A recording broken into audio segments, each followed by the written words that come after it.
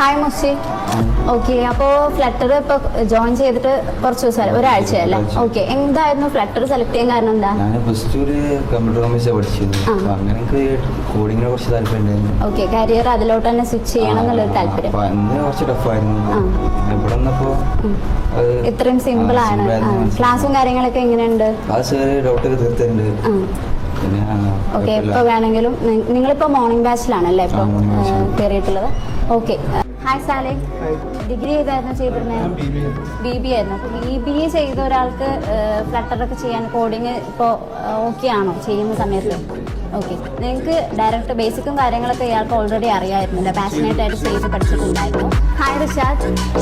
Okay, Rishad first of all admission എടുക്കാൻ വന്ന സമയത്ത് എന്നെ കൊണ്ട് കോഡിംഗ് ഒക്കെ ചെയ്യാൻ പറ്റുമോ ഒരു കൺഫ്യൂഷനിലായിരുന്നു. അപ്പോൾ ഇപ്പം എന്ത് തോന്നുന്നു ക്ലാസ് അറ്റൻഡ് ചെയ്തുകൊണ്ടിരിക്കുമ്പോൾ? ഓക്കെ, ഇപ്പം എത്ര മാസമായി ക്ലാസ് സ്റ്റാർട്ട് ചെയ്തിട്ട്? 1 month ആയി. 1 month ആയി. ആഫ്റ്റർനൂൺ ബാച്ച് ആയിരുന്നു അല്ലേ? ഓക്കെ, അപ്പോൾ നിങ്ങൾക്ക് ടാസ്കും കാര്യങ്ങളൊക്കെ ഇപ്പോൾ തരാൻ തുടങ്ങിയോ?